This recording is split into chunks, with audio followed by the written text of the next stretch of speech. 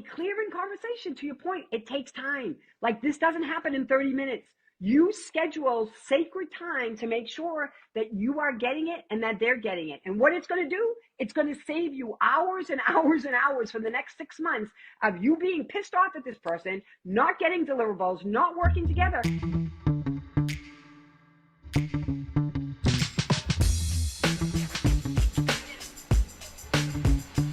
Hey, it's Relationships at Work, a leadership podcast helping you build workplace connection, improve culture, and avoid blind spots. I'm your host, Russel Lolacher, a communications and leadership expert, a couple of successful decades in both those areas, and a whole heap of curiosity, just like yourself, on how we can make the workplace a better place. I'm excited. Today, we really get into some meat. We've been talking to Susan Leger Ferraro, a bestselling author, speaker, executive coach. She's got this framework I really think will be effective for us as leaders to really understand. It seems like common sense, but then again, doesn't it feel like almost everything is until we put it into practice and actually operationalize these things? It's all just stuff we talk about until we actually do the things. And this is the episode where we kind of really, where the rubber hits the road, our feet get under us, tools. Third episode of our 4-part conversation with Susan. This one is about some tools that I think will be really helpful when it comes to engaging with our teams around Superloop. So without further ado, let's get into that. I want to move to the we as well, because now we're responsible for a team. We're in the Superloop. We're understanding the Superloop. We're journaling. We get it. You bring up a couple of practices that I think are really great tools to get us out of these Superloops, like Feedforward, Clearing Conversation, and Pathmakers. Mm-hmm. I hate to bundle them all at once, but because I want to jump on each of them a little bit. But can you sort of give me a sort of set the table on what those are? Sure. So you said Feedforward, Clearing Conversations, and Pathmaker. And Pathmaker. Okay. So I'll start in the reverse, because the Pathmaker is a position that we recommend that people put in place that are dedicated to supportive services for their team members. And when I mean team members, I'm talking about the entire institution, the CEO, all the way to the entry-level person. They are looking at support systems in the community. And I'm not just talking about if you need support with food insecurity and you need food stamps or you need transportation, right? Those are some of the challenges that some people have, but there's other ones, such as, how do I navigate my insurance so I can find a good therapist? Okay. I might need help with that. How do I deal with this situation of my team members, right? I'm a CFO. Let's call CFO. They always get labeled as being lousy humans, right? Because they think that they care about finance more than they think. They're telling me that I don't understand them and that I don't listen to them. Can you help me, Pathmaker, find a course that would be valuable for me so that I can make improvements there? So back in the old days, that's what the HR people used to do, right? They were human resources looking at how do we develop humans. HR has now become an administrative function that is basically about benefits and liability and protecting the internal functioning and managing liability. That's why people have now changed, and there's now chief people officers and all of those positions, because the HR has gone in a different way. And yes, we need someone that is looking out for the best interest of the development, again, back to that development of everybody, including the CEO, that we are all learning. I just turned 60. I've never been a 60-year-old person in my life with what I have on my plate. I haven't. And so why we think that we should just understand these things when this is the human experience, is about constantly learning something new. So the Pathmaker solves for that inside of the system. Now people say, well, we don't have a budget, we can't afford it. So you add that on to someone that's interested in doing it as a part-time responsibility. Maybe they do it 10 hours a week. Maybe they do it 5 hours a week, but there's someone now that's developing the wherewithal and the insight and eyesight to start thinking about those needs through the lens of that position. That's the Pathmaker role, and it's a really beautiful position. Before we get into the other two, I'm just curious about with the Pathmaker is, what was wrong with mentorship? What was wrong with coaching that you thought that this is a way that we really need to be redefining? Because, I mean, you can't go 5 minutes without somebody mentioning, oh, we should have a coaching conversation. Oh, have you tried to find a mentor? Pathmaker, never part of the conversation, but I completely get it. So Yeah. what wasn't working? So let me say this as tenderly as possible, okay? There are a lot of people that call themselves mentors and or coaches, okay? This whole life coaching model that has come out there. I've worked with hundreds, if not thousands of them, okay? I would tell you there's 10 to 12% of them that are actually really effective. The rest of them are nice to talk to, but they Right. don't understand the developmental milestones of human beings in a way that they are helping. Everybody likes it because people like to talk about themselves. Sure. And that's true with the mentor piece of it and the coaching piece of it. It wasn't established enough where people were, some of them were, I'm not saying they weren't all, but some of them were. And even the kind of supportive resource groups, right? The employee resource groups. That's another model. And I like all of them, but Yep. someone has to be managing all that and understanding what's happening with the individuals that are getting those services, and are we actually meeting their needs? Because most people don't reveal themselves at a way because they feel shame about it, right? I'm sorry that I need help doing this. I feel uncomfortable about it. And what's been interesting about the Pathmaker role that people didn't expect, but we knew it would happen. They thought that they were designing this for the entry level populations in their workplaces, right? Then all of a sudden, the mid-level manager, the person that's actually the director of HR, that's trying to come back from maternity leave, that now can't figure out, how do I make ends meet? Because I'm paying $30,000 now for my infant child so that I can go back to work, and it doesn't really make sense for me to do that.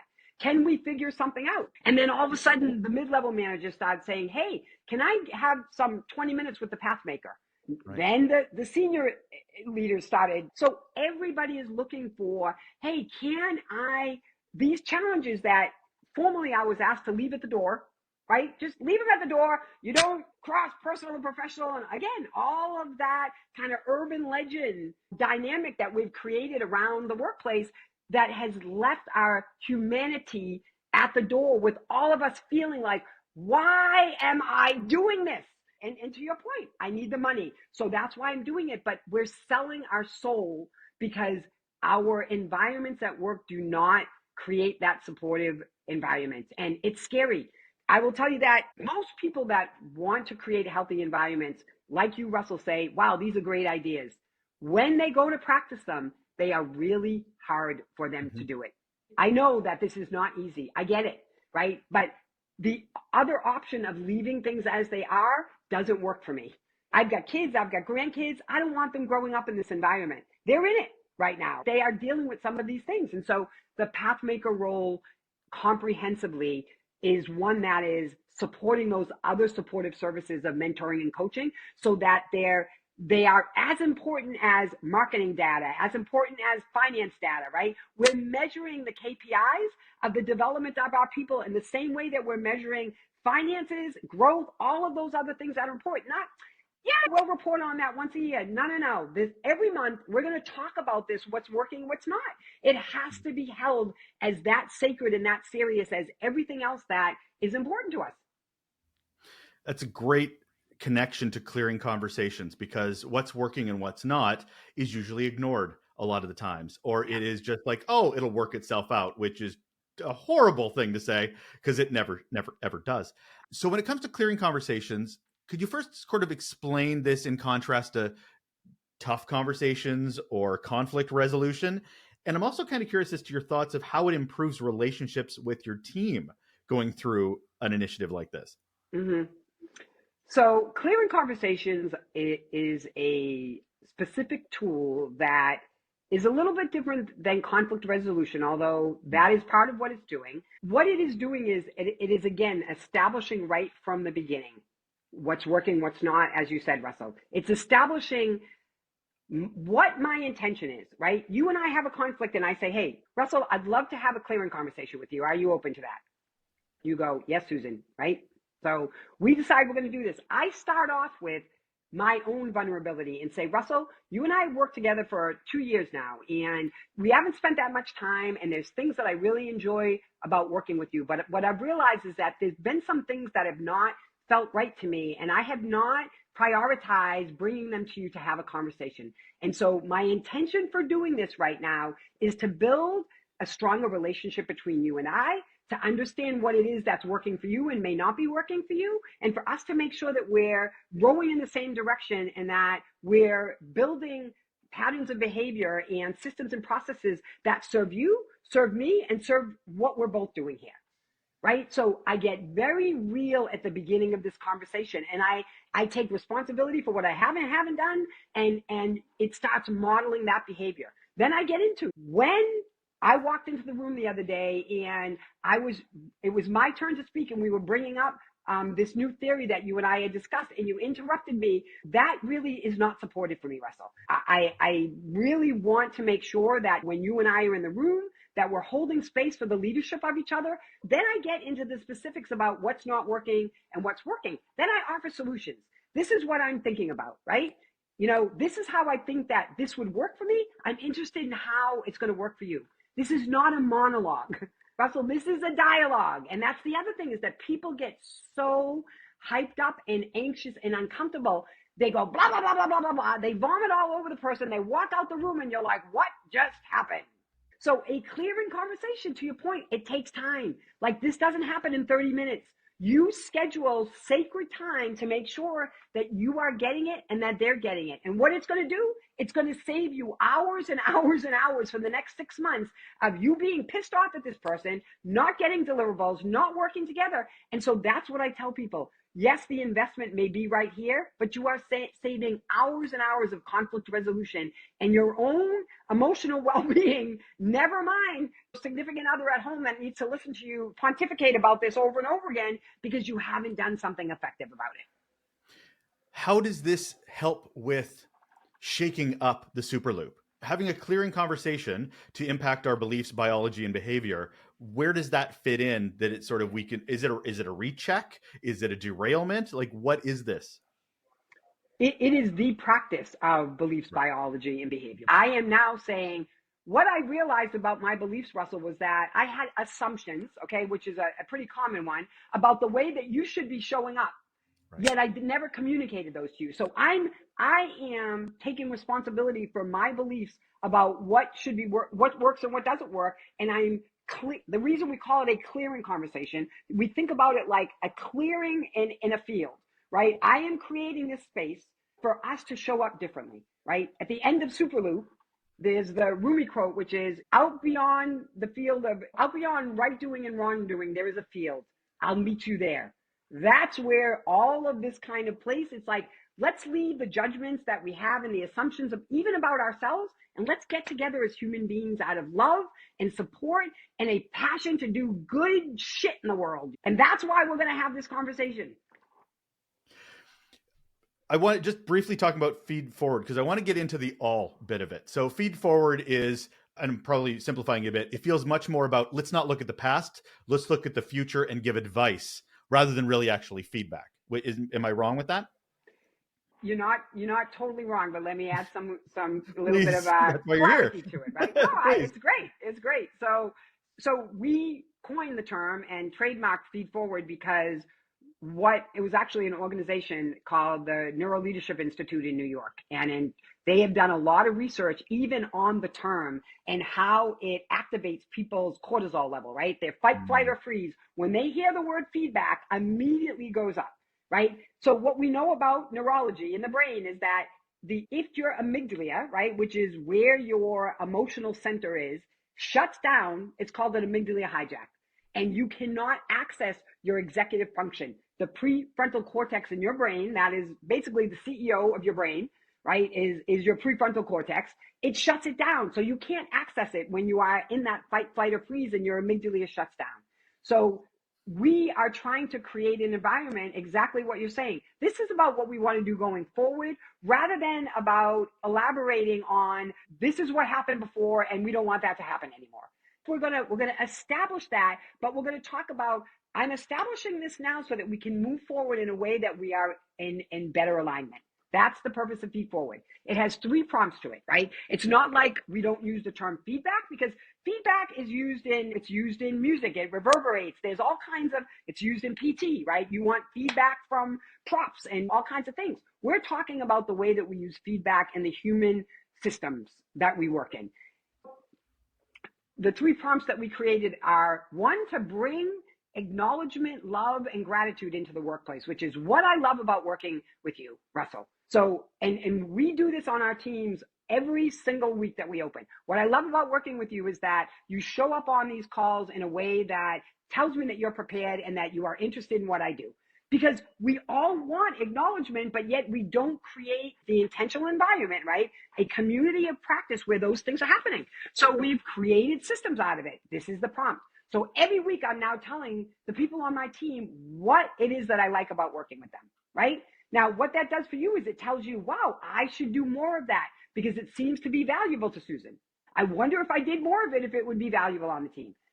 The second prompt is what I think you can do to improve your impact. Okay? We believe that peer-to-peer accountability changes the environment of authoritative leadership to an authentic leadership environment. And what does that mean? It means that the boss is not the only person that is holding people high and accountable. That's all of our jobs, right? And we like it. We'd rather, not above my pay grade, not doing that, but that doesn't work. And we want to be heard. And so I watch you and I say, Russell, what I think you could do to improve your impact is you might want to do a little bit more marketing about what you do because, it's fabulous, but there's not enough people that know about the work that you do. So just something to consider.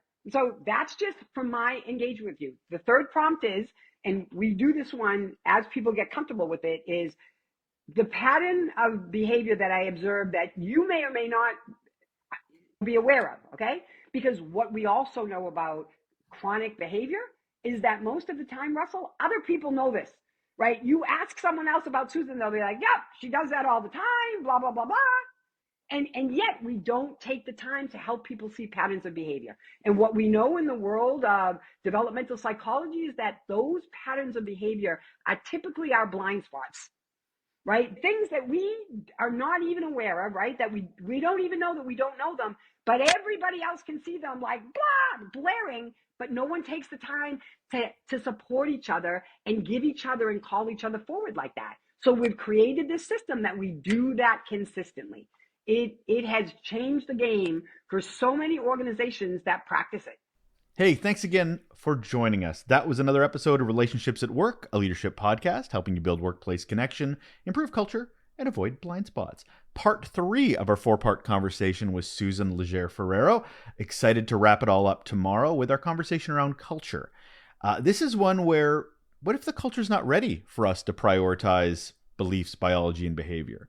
What does that look like? What could they be doing and thinking at the executive level, perhaps?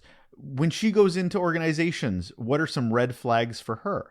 Well, she's going to share a bit of that so we can be more aware of some of those flags, green, beige, or red, and how we can move forward when it comes to understanding the Superloop. So I look forward to sharing that with you. Again, that's all tomorrow. And then Friday, the solo episodes are back. We had an amazing run with our Work Human series, but you know what? I couldn't hold it back any longer. The solo episodes, little mini episodes of my own insights and sharings around leadership experience, employee experience, workplace culture. It's coming on Friday. Excited to share that with you, but we're going to have to end it here so we can get to there. All right, take care of yourself.